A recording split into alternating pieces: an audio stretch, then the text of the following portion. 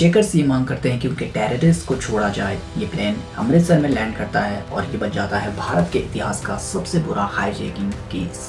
सो hey guys, video start करने से पहले मैं यहाँ पर ट्रू स्टोरी शेयर करता रहता हूँ, तो अगर तुम्हें भी ट्रू स्टोरीज पसंद है तो चैनल को सब्सक्राइब कर सकते हो।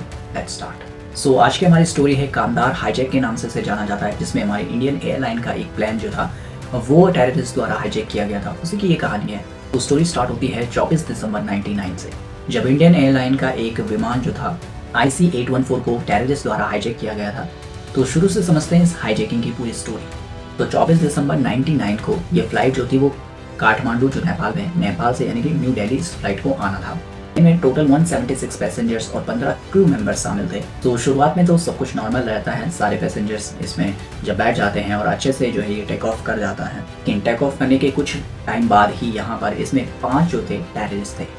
सो टेक ऑफ के बाद ये 5 टेररिस्ट अपने सभी हथियार, जो कि इनके पास चाकू, कुछ ग्रेनेड्स और गन्स भी थी, उन सबको निकाल देते हैं और इनमें से कुछ आतंकी जो है वो कॉकपिट में जो यहाँ पर पायलट होता है वहाँ पर घुस जाते हैं। वहाँ पर पायलट को डराकर पूरे प्लेन का कंट्रोल ले लेते हैं। जैसे बाकी के जो आतंकी थे वो पैसेंजर्स को धमका रहे होते हैं। अचानक से सारे लोग ये सब कुछ देखकर बहुत पैनिक करना स्टार्ट कर देते हैं।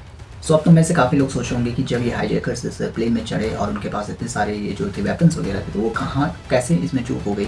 इस बारे में ज़्यादा डिटेल नहीं पता लगाया जा सकी है और शायद हो सकता है कि वहाँ पर कुछ लोग इनके साथ मिले हों जो इनको क्योंकि हेल्प करते हैं इनको प्लेन में चढ़ने के लिए। अब मैं इसके बारे में बता दूँ, जो ये आतंकी थे वो एक जो संगठन है हजरत उल मुजाहिदीन उस टाइम पर हुआ करता था, इसके ही ये चारों पाँचों आतंकी थे। और ये प्लेन हाईजैक इसलिए हुआ था क्योंकि ये कुछ डिमांड उनकी थी, जो कि हम आगे वीडियो में बात करेंगे। तो ये सारे आतंकी इस प्लेन को हाईजैक कर देते हैं। तो उसके बाद वो पायलट को कहते हैं कि इसे जो है लाहौर पाकिस्तान की ओर मोड़ो।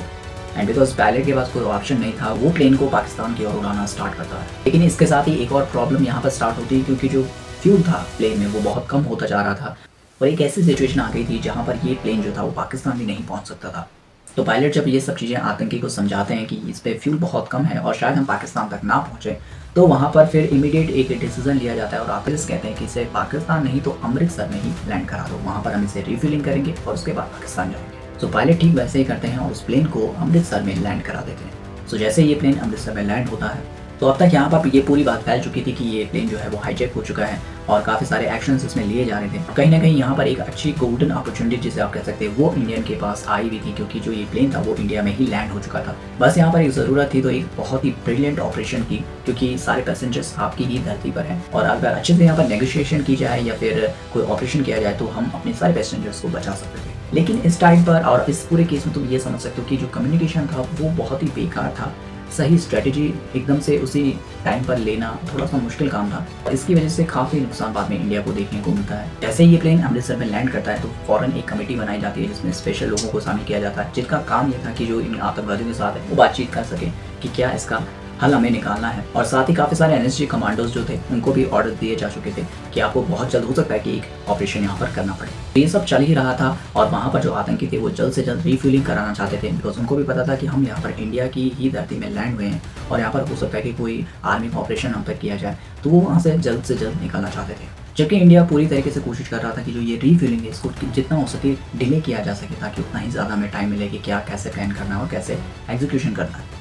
लेकिन जब काफ़ी टाइम हो जाता है, रिफिलिंग में काफ़ी देरी हो रही थी, तो टेररिस्ट यहाँ पर समझ जाते हैं कि शायद हमारे खिलाफ यहाँ पर कोई ऑपरेशन की तैयारी। तो इसमें जो था रिफिलिंग पूरी भी नहीं हुई थी और उसी टाइम पर वो पायलट पर दबाव बनाते हैं कि तुरंत यहाँ से ये प्लेन टेक ऑफ करो। वहाँ पर टेररिस्ट वगैरह धमकियाँ भी दे रहे थे कि हम यहाँ पर जो है नहीं तो पैसेंजर्स को मार गिराएंगे।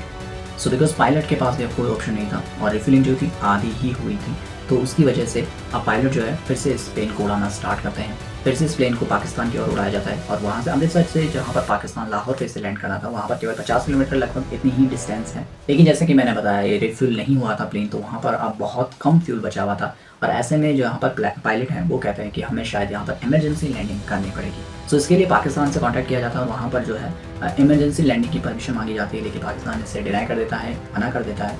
लेकिन बहुत सारी रिक्वेस्ट करने के बाद, क्योंकि ये कहा जाता है कि इसमें बिल्कुल भी अब फ्यूल नहीं बचा है और अगर ये ऐसा नहीं आप परमिशन नहीं दोगे तो शायद ये कहीं पर भी क्रैश हो सकता है, तो फिर लास्ट मोमेंट पर पाकिस्तान जो है वो लैंडिंग की परमिशन दे देता है और फाइनली ये जो प्लेन है वो लैंड हो जाता है लाहौर एयरपोर्ट पर। और इस सब को हो जाने तक यहाँ पर जो है पूरे देश विदेश में ये बात फैल चुकी थी कि इंडियन एयरलाइन का जो प्लेन है वो हाईजैक हो चुका है। यहाँ पर इंडिया में भी काफ़ी सारी जो है बातें चल रही थी और जो पूरी इसमें कमेटी बनाई गई थी इसके लिए स्पेशल, वो भी अपना काम कर रहे थे।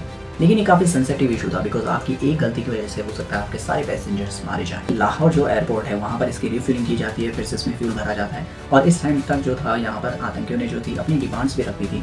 तो उन्होंने बहुत कुछ मांगा था, बहुत सारे शायद $100 मिलियन के पैसे उन्होंने मांगे थे और भी कुछ डिमांड थी, लेकिन इनमें सबसे जो इम्पोर्टेंट डिमांड, जो उनकी सबसे बड़ी डिमांड थी, भारत द्वारा पकड़े गए कुछ आतंकियों को वो रिहा कराना चाहता है। इनमें से ज्यादातर आतंकी जो थे उन्हीं के हजरत उल मुजाहिदीन, उन्हीं के ग्रुप के जो थे टेररिस्ट थे जिनको इंडिया में कैद किया गया था। डिमांड बिल्कुल सिंपल थी कि आपको हम इन 176 पैसेंजर्स को वापस करेंगे, लेकिन उसके बदले में आपको इन टेररिस्ट को जो आपके जेलों में बंद हैं उन्हें वहाँ से रिहा करना होगा। ये डिमांड भी काफ़ी बड़ी थी और आसानी से पूरी नहीं की जा सकती बिकॉज इससे एक गलत मैसेज आता है कि आपने आतंकियों के सामने घुटने टेक दिए हैं।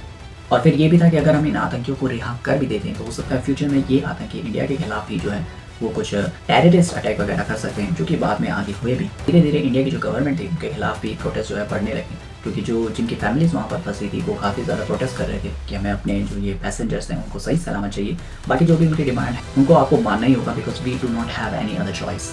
सो इधर इंडिया में काफ़ी ज़्यादा प्रोटेस्ट हो रहे थे, प्रेशर जो है वो गवर्नमेंट पर बहुत ज़्यादा बन रहा था। जो ये नेगोशिएशन हो रही थी टेररिस्ट और इंडियन गवर्नमेंट के बीच में, उसमें काफ़ी ज़्यादा कम्युनिकेशन जो है गैप था, काफ़ी ज़्यादा मिसअंडरस्टैंडिंग हो रही थी कि कैसे क्या एग्जैक्टली डिमांड्स हैं और कैसे हमें उन्हें पूरा करना है। सो पाकिस्तान में भी जब ये प्लेन रिफिल हो जाता है उसके बाद उसको उड़ाकर अगेन वहाँ से दुबई ले जाया जाता है।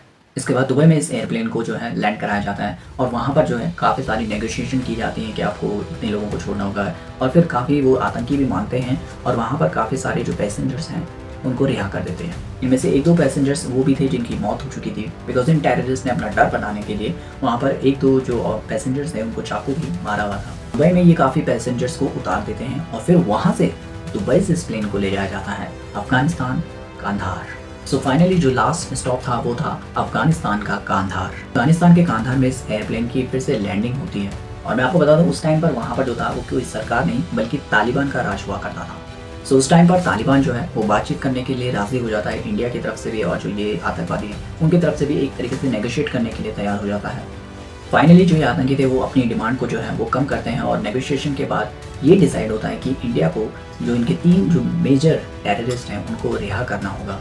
सो बिकॉज इसके अलावा कोई ऑप्शन नहीं था, सो इसलिए इंडियन गवर्नमेंट टेररिस्ट की जो ये डिमांड थी उसको मान लेती है और इंडिया की जेल में बंद 3 आतंकियों को हेलीकॉप्टर के जरिए कांधार ले जाया जाता है और वहाँ पर 3 आतंकियों को रिहा किया जाता है।